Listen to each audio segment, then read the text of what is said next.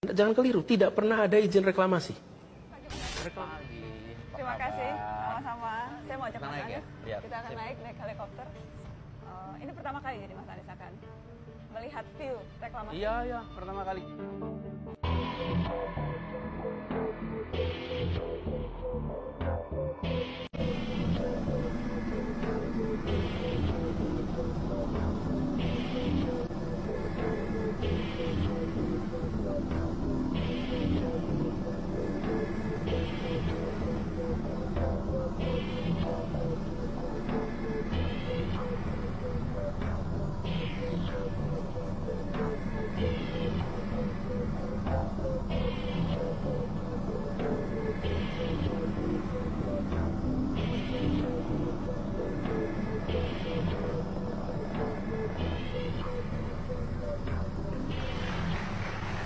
Iya, itu adalah kali pertama Gubernur DKI Jakarta Anies Baswedan melihat langsung pulau reklamasi dari udara. Apa kesan pertama yang Anda dapatkan ketika melihat langsung itu, Mas Anies?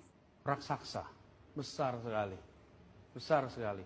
Ketika saya sudah melihat aturan-aturan yang tidak dijalankan dengan benar, dengan seksama, lalu melihat di lapangan 312 hektar hamparan tanah di situ.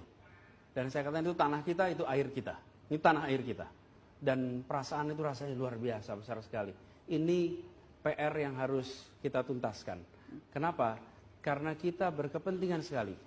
Ini adalah ibu kota, dan di depan ibu kota ada sebuah wilayah baru yang ukurannya besar, yang tata kelola perizinannya banyak masalah.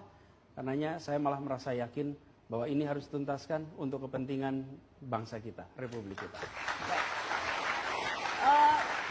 Mas Anies, yang jelas pemerintah pusat tampaknya sikapnya adalah reklamasi jalan terus. Minimal itu yang kita dapat dari Menko Maritim Pak Luhut. Kita dengarkan statement Pak Luhut berikut ini. Itu kamu lihat ya, saya udah berkali-kali katakan. Lantas kamu orang udah investasi, lantas kau batalin karena bilang isu yang nggak jelas. Negara apa ini nanti? Anak-anak muda seperti kamu nanti menyontoh apa dari generasi saya? Enggak. Jadi saya bilang saya challenge itu orang, ya. Kesan yang kita tangkap gubernur terpilih agak resisten dengan Ya, kalau dia resisten dia lihat aja. Silakan aja dia tunjukkan resistensinya di mana. Saya nggak ada urusan. Tapi jangan bilang-bilang terima macam-macam sama saya kejar siapapun dia. Datamu bawa, gila itu orang yang pikirannya gitu. Dia salah di mana? Nah, kesan yang kita tangkap gubernur terpilih agak resisten dengan Ya, kalau dia resisten dia lihat aja. Silakan aja dia tunjukkan resistensinya di mana. Saya nggak ada urusan. Tapi jangan bilang-bilang terima macam-macam sama saya kejar siapapun dia. Kalau mau duduk lihat baik-baik. Jangan aneh-aneh. Ya, siapapun dia itu. Ya. Jadi ini semata-mata hanya melanjutkan apa yang sudah dilakukan dan untuk kepentingan kepastian investasi. Ya. Secara profesional saya pertanggungjawabkan itu.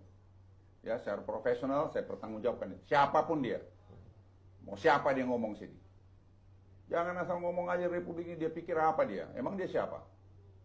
Ngomong yang benar gitu. Jangan aneh-aneh. Ya, siapapun dia itu.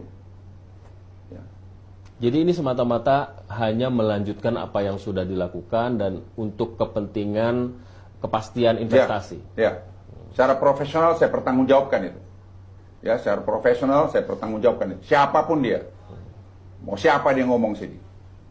Jangan asal ngomong aja republik ini dia pikir apa dia. Emang dia siapa? Tanggapan Anda Pak Gubernur?